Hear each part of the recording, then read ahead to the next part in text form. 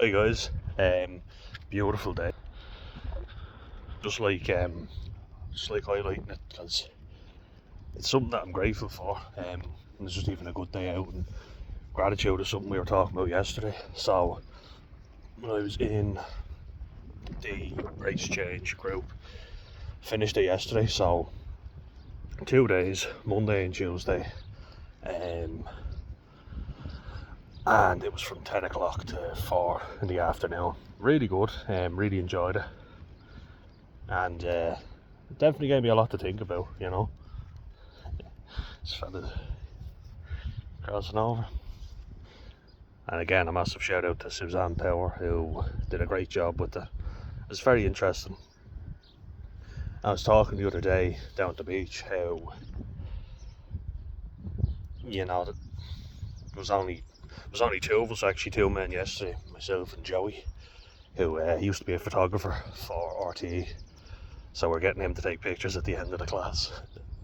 Lovely fella, really nice lad. And he's got one daughter anyway. I think he's got two, but I definitely know he has one. He was just talking about how, as a dad, it's hard for him to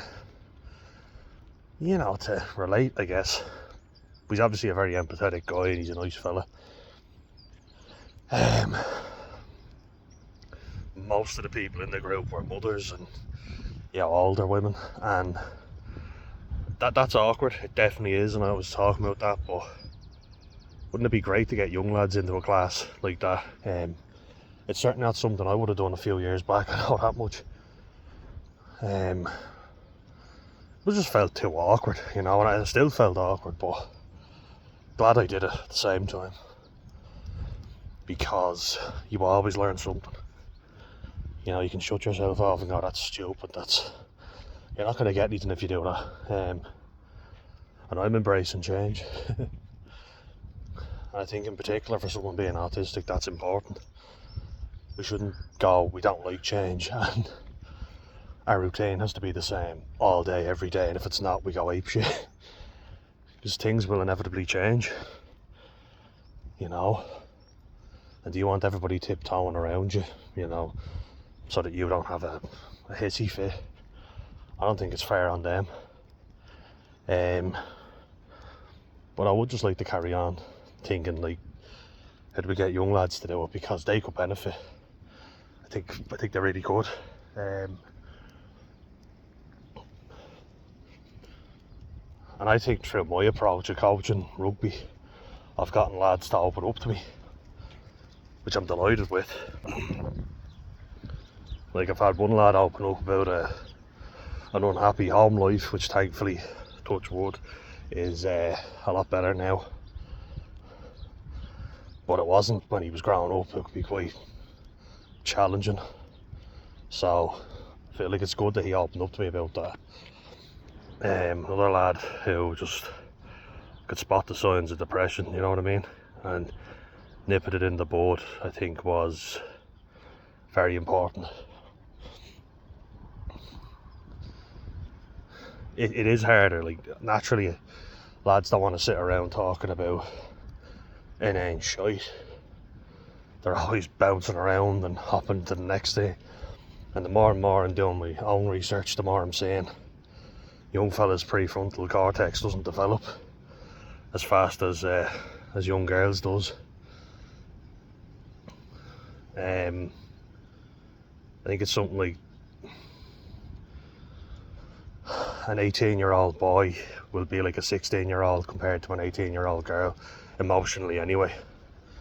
Physically, obviously, they're more superior due to the wonderful testosterone. Although everyone's doing their best to suppress it by the sounds of it. Men's testosterone is declining rapidly. And that's down to a whole host of reasons. Mental, yeah, but also physical, because pesticides and dangerous chemicals, which have estrogenic properties, which isn't good.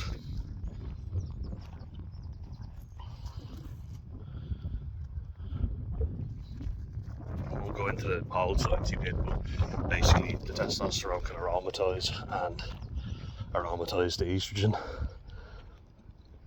and you can look it up. It's it's all these plastics and also pesticides and dangerous chemicals you get, you know.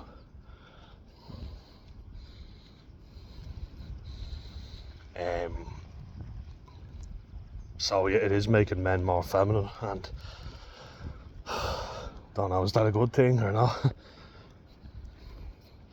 Might mean it's easier to talk to them and to get them to open up. And I think the fact that, you know, you've got fathers dealing with young men in a way that they would have been dealt with, but young men nowadays are less receptive to it, because if they are more feminine, that would mean that they want to talk about their feelings more, which is a good thing.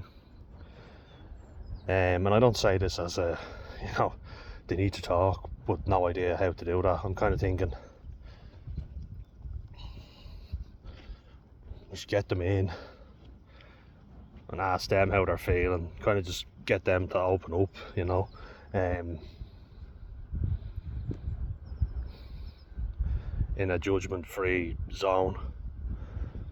Naturally, you'll have the fear of people taking the piss out of you, because, you know, you're some fucker going into a circle talking about your problems. So I guess it's being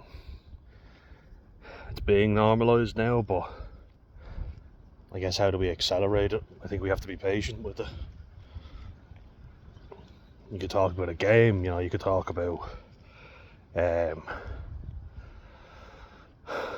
just how they're feeling, how's school going, I think, how's life in general. Because we don't think as deeply about things as women do, I don't think, naturally. And you could say, even if they're off at work, or if they're at school, yeah, talk about that. If there's lads who are at work, you go, well, how's work going? Are you feeling good about your job, or is it shit? Like, is someone giving you grief? I'm struggling to kind of think of reasons, but feel free to put them in the comments. It really just got me thinking, like, how do we get lads to engage like that? You know, to stretch and to relax and to focus. It is hard to get young lads to focus, that's for sure, and that's why the education system seems more geared towards women. You know, sit there and be obedient, it doesn't really work, and you're going to get pushback, and you got to prepare for that. With most teachers now being women, how the hell are you ever going to get an understanding? It's already bad enough to begin with. Like, from what I can tell in school, you had young idealistic women who thought, oh yeah, this is how everyone learns, but young fellas, for one, don't have respect for them, and two, they're not having any control because they're not coming at it from the right angle. And on the flip side, you've a lot of egotistical male teachers who, you know, were Billy Big Bollocks, like, I'm the boss, you do what I say, and if you don't, I'm going to humiliate you or do whatever. Just being arseholes, and then lads were literally like, fuck you, I'm not listening to you. And that's what you're going to get. And I think the fact that they don't know that that's the reaction they're going to get shows how naive they are. Best teachers we ever had were ones that were strict but were respectful of us and let us know, I respect you, so I expect you to respect me. And it worked. It did work, because we all respected. It was a science teacher, our biology teacher, Mr. McGillaroo. Shout out to him. It's just Irish for McElroy, FYI. He was strict, but he was respectful. He wasn't Billy Big Bollocks, you know. It was just, don't do that in my class, have respect for me. And we did. Kind of like Stanley Tucci. Reminds me of him. Bald, neatly dressed, and glasses. But he was a good example. You know, he wasn't coming in threatening you or saying you're a useless piece of shit or whatever, or, you know, sometimes jeering and getting the class to kind of jeer on top of you, you know, when you were in trouble or whatever. And I wasn't the model student, as I say, but I feel like I could have been reached. I was one of those kids that could have been, and a lot of people just didn't bother. Kind of crying out for help, you know, but nobody really listened. It's not fair to say that completely, you know. Some reached out to me, thankfully. I just don't think they knew the extent of what was going on. Mr. Kelly and Mr. Crone, if you're listening, those two lads were great. I have nothing but good things to say about them. They reached out when they saw something going on, you know, lads that were supposedly mates with me, but they noticed that they were carrying on, and they said it and they called it out, so fair play to them for doing that.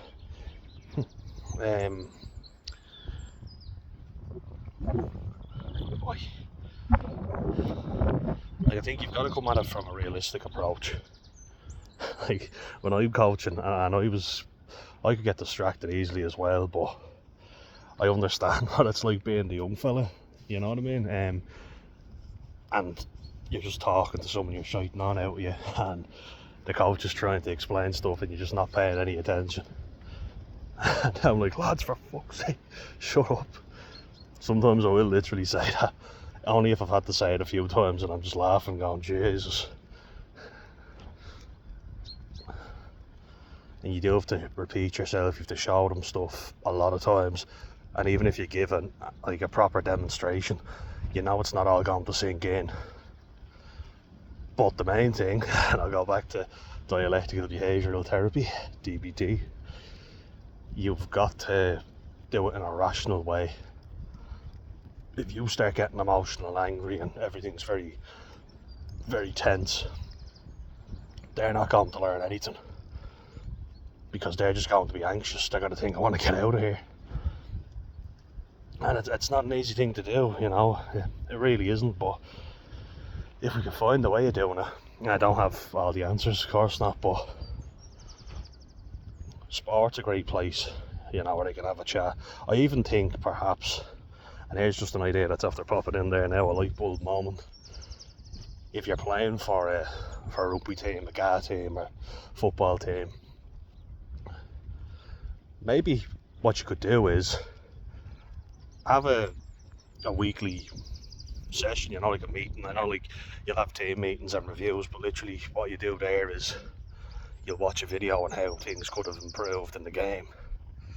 How about what we do is, this is just a thought, but we have like a check-in, you know what I mean? So all the lads meet up and just talk about how they're feeling and how they feel about a game, because I know a game can keep you down. Come on, you've gone in there enough times now. How are you feeling? Good boy. So, like, maybe what coaches can do is they can get lads to check in and go, I'm not feeling the best, and the rest of the lads can kind of hear it and go, alright, yeah. So just, you know, rather than shouting at a fella if he makes a mistake, kind of know that he's going through shit. I understand he's going through shit, because what use is it giving him more crap on top of what he's already gone through? I think that's an idea right there, because I don't think you're going to get lads to go to a group like what I went to the last 2 days. I think you'd struggle to get young people in general, and young women included. So I think you're fighting a losing battle there, but if you can kind of do it in another way and make it a regular thing, it's no use just doing it once. Let's just check in, see how everybody's doing. We have a catch up or talk about, I don't know, the Premier League, Champions League, how the game go, were you watching it? I mean, I talk about that, and then maybe we talk about something else in between, because we're not going to do it for the whole session. That'd never work, I don't think.